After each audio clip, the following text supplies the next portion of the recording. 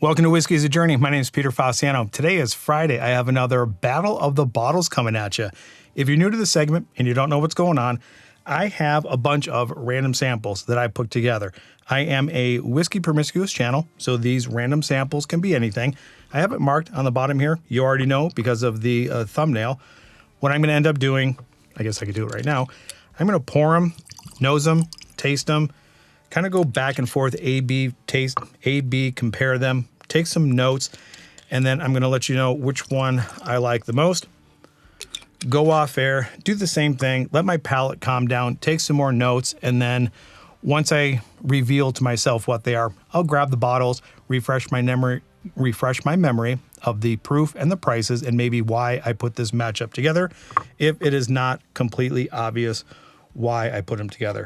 So before I get this going, I do have an April giveaway happening. If you are interested in supporting the channel and you are wanting to win 2-ounce samples of this battle, along with my first Friday Flight Fight 2 ounces of all 6 bottles of the Redbreast, in addition to 6 more 2-ounce samples of anything that I reviewed in the month of April, do me a favor, read through those rules in the description. And if you want to donate to the channel, there's a little heart underneath the video with a $sign in it. I believe it's called a super thanks.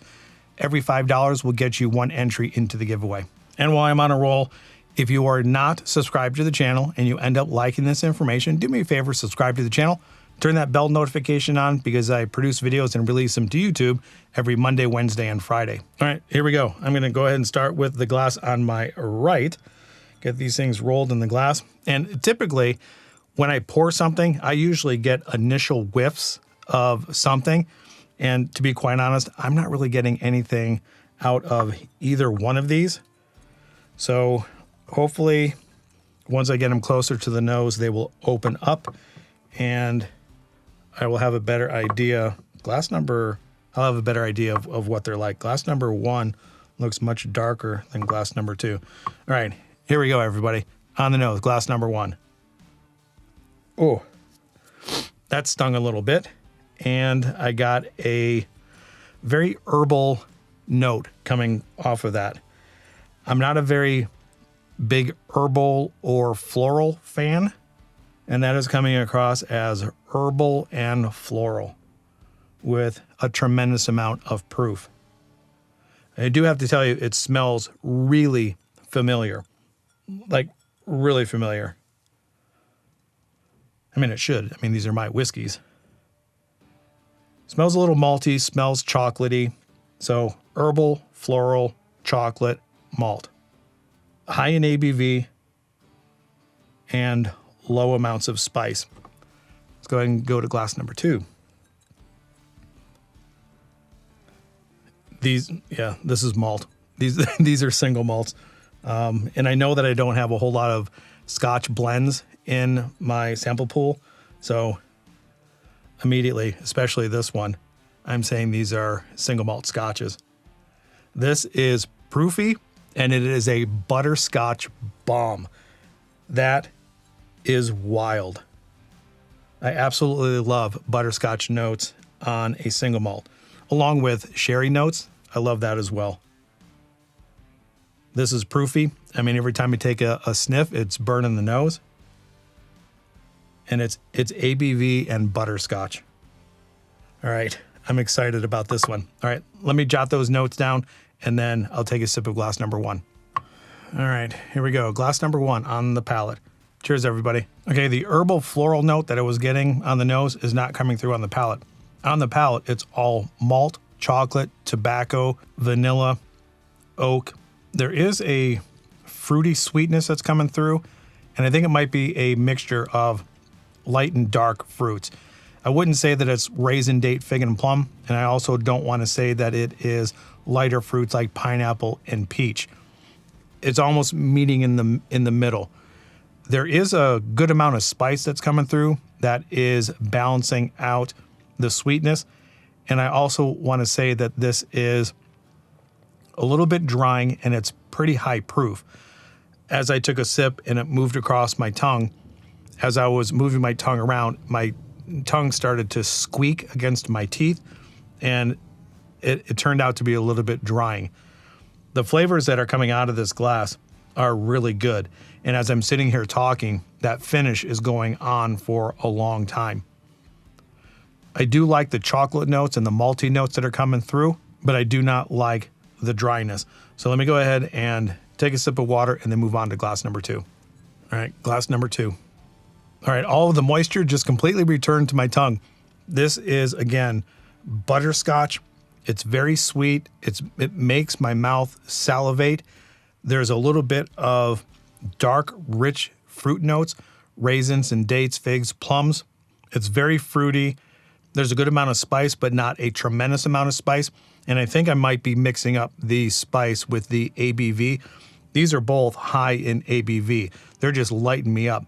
It's causing my tongue to feel like it has just had a bunch of pepper, spicy ginger, some spicy cinnamon. And as much as this one was drying, this is moisturizing. And I think that's just because of the flavor of the butterscotch is causing my mouth to salivate. Right now, clear winner, glass number 1, but you never can tell. So what I'm gonna end up doing now, jotting down those notes, I'm gonna go off air, let my palate calm down, take some sips of water, go back the other direction, A-B, compare them, spend some time in between, rinsing in between, and you never can tell, things might change. But when I come back, I'll have a winner. Okay, just like last week, I have a clear winner.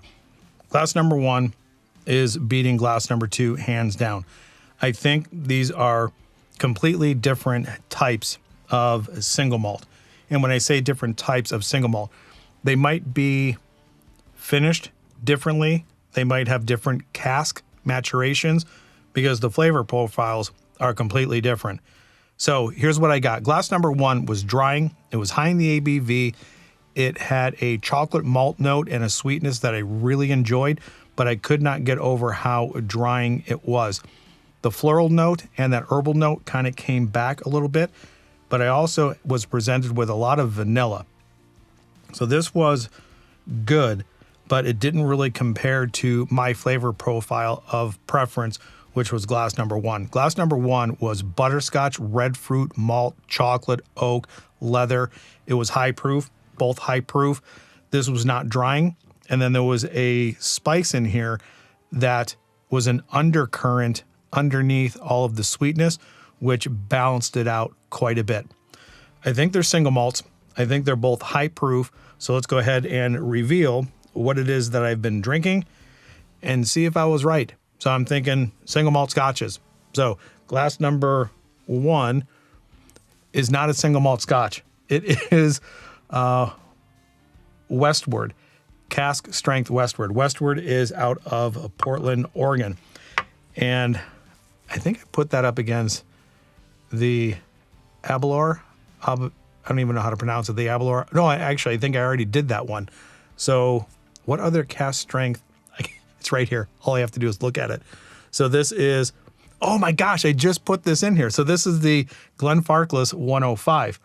Glenfarclas 105 is beating out the, I always get this confused, Westward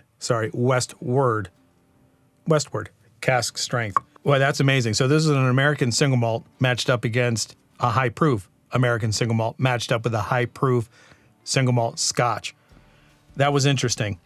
I really do like this, but I was surprised on how off it actually was when you put it up against something else. On its own, this is absolutely fantastic.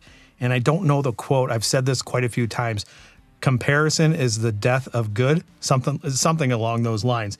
And on its own, there is nothing wrong with this. But when you pair it up against something as fruity and sweet as this, I think when you are comparing it and something has to win, this didn't do very well. But I absolutely love it. And based on my review that I had earlier this month on Monday, the Westward Club selection of their malted is absolutely phenomenal. And you know what? Now that I'm thinking of it, there is a familiarity in this glass that is, I think, quintessential Westward. And I think that's what I got when I sipped this. I think there's something about their distillate that is very distinctive.